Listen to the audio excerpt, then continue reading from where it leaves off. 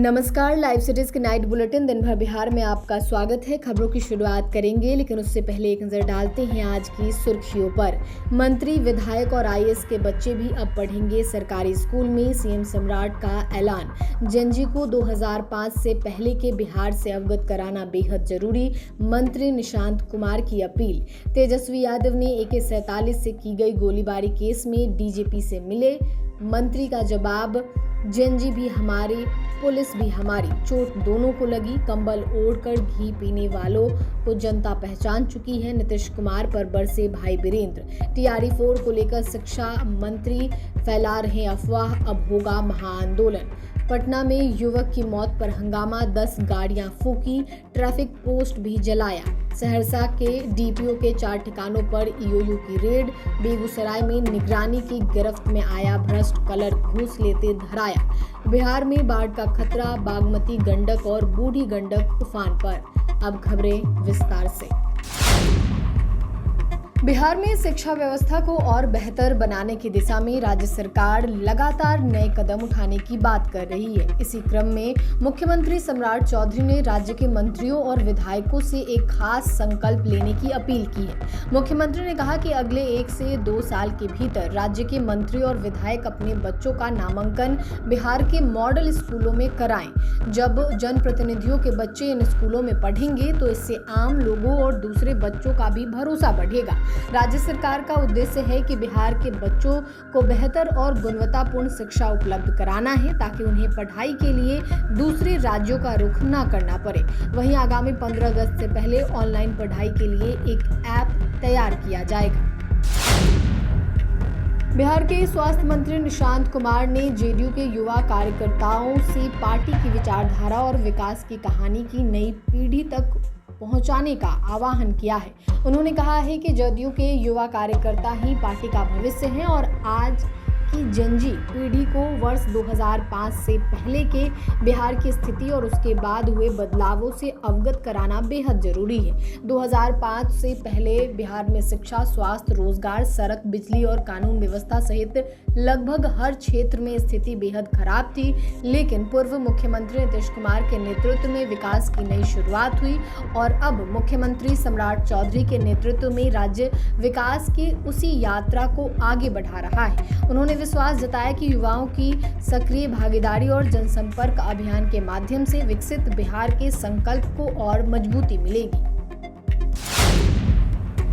नेता प्रतिपक्ष तेजस्वी यादव ने पेपर लीक के विरुद्ध छात्रों के लोकतांत्रिक प्रदर्शन पर बिहार पुलिस द्वारा AK-47 जैसे घातक हथियारों से की गई गोलीबारी और बर्बरतापूर्ण लाठीचार्ज के खिलाफ DGP विनय कुमार से मिले। साथ ही संबंधित जिले SP सहित अन्य उच्च पदाधिकारी के खिलाफ FIR दर्ज करते हुए तुरंत कार्रवाई की मांग की। सिर्फ एक सिपाही को जिम्मेदार ठहराकर मामला खत्म नहीं किया जा सकता। आदेश देने वालों पर भी कार्रवाई होनी चाहिए और उन्हें बचाया नहीं जाना चाहिए। इस मामले पर न तो देश के गृह मंत्री कुछ बोल रहे हैं और न ही बिहार के गृह मंत्री। वहीं सम्राट चौधरी को घेरने के लिए तेजस्वी यादव ने अखिलेश यादव और राहुल गांधी को बिहार आने को कहा। साथ ही छात्रों के मुद्दे पर मजबूती से सत्ता पक्ष के सामने रखा, इसके लिए उन्हें शुक्रिया कहा।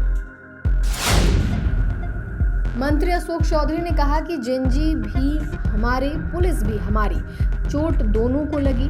बिहार सरकार के मंत्री अशोक चौधरी ने छात्र प्रदर्शन के दौरान हुई हिंसा पर चिंता व्यक्त करते हुए कहा कि जेनजी भी हमारे हैं और पुलिस बल भी हमारा है, लेकिन जब टकराव होता है तो चोट दोनों पक्ष को लगती है। मंत्री अशोक चौधरी ने स्पष्ट किया कि सड़कों पर प्रदर्शन कर रहे युवा जेनजी देश और राज्य का भविष्य है और कानून व्यवस्था संभालने वाली पुलिस भी इसी समाज का हिस्सा है। झड़प में सिर्फ एक तरफा नुकसान नहीं हुआ है।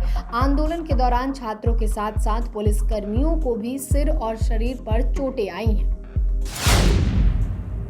जदयू के अंदर मुख्यमंत्री पद को लेकर चल रही चर्चाओं के बीच अब विपक्ष ने भी हमला तेज कर दिया है। राजद विधायक भाई वीरेंद्र ने नीतीश कुमार और उनके शासनकाल को लेकर बड़ा बयान दिया। भाई वीरेंद्र ने कहा कि अब नीतीश कुमार का राजनीतिक फैक्टर पहले जैसा नहीं रहा। उन्होंने दावा किया कि आने वाले समय में इतिहास में यह लिखा जाएगा कि बिहार में बीजेपी की जड़ मजबूत करने में सबसे बड़ी भूमिका किसकी रही, तो उसमें नीतीश कुमार का नाम आएगा। उन्होंने कहा कि नीतीश कुमार उम्मीदवार अब समाजवादी नहीं रहे। इतिहास में लिखा जाएगा कि बीजेपी का बिहार में विस्तार किसके कारण हुआ।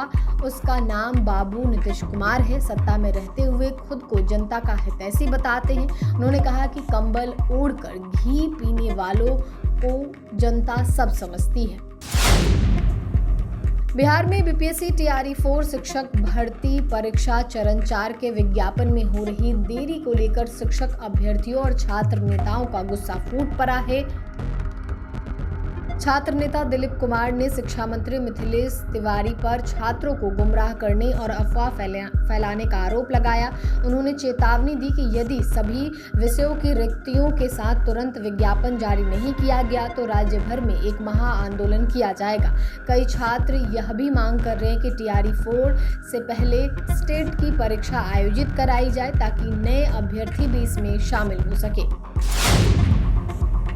पटना में सड़क हादसे में युवक की मौत के बाद भीड़ ने कई गाड़ियों में आग लगा दी। 2 पुलिस की गाड़ियां, एक यात्री बस और बाइक समेत 10 वाहनों को आग के हवाले किया गया। ट्रैफिक पोस्ट में भी आग लगा दी गई। पत्रकारों से मारपीट हुई। दरअसल पटना सिटी इलाके के 0 माइल के पास एक तेज रफ्तार बस की चपेट में आने से एक युवक की दर्दनाक मौत हो गई। हादसे के बाद मौके पर मौजूद लोगों का गुस्सा फूट पड़ा और देखते ही देखते बड़ी संख्या में लोग सड़क पर उतर आए। आक्रोशित भीड़ ने NH 30 को जाम कर दिया और जमकर विरोध प्रदर्शन किया। लोगों ने सड़क पर आगजनी शुरू कर दी और वाहनों की आवाजाही रोक दी। प्रदर्शनकारियों का आरोप था कि इलाके में तेज रफ्तार वाहन के कारण लगातार हादसे हो रहे हैं, लेकिन प्रशासन की ओर से कोई ठोस कदम नहीं उठाया जा रहा। आर्थिक अपराध इकाई ईओयू ने आय से अधिक संपत्ति मामले में सहरसा के डीपीओ अजित अमर के खिलाफ बड़ी कार्रवाई की है। ईओयू ने अजित अमर के 4 ठिकानों पर एक साथ छापेमारी की। यह कार्रवाई आय से अधिक संपत्ति मामले में की गई। मुजफ्फरपुर स्थित विशेष निगरानी अदालत के सर्च वारंट मिलने के बाद ईओयू की कार्रवाई हुई। अजित अमर करीब 6 महीने पहले ही छपरा से ट्रांसफर होकर सहरसा आए।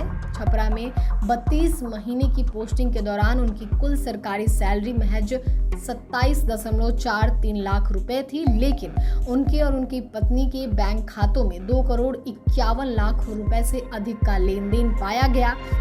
जांच में यह भी सामने आया कि उन्होंने अपनी पत्नी पूजा कुमारी के नाम पर 6 बीघा जमीन खरीदी और एक आलीशान घर भी बनवाया।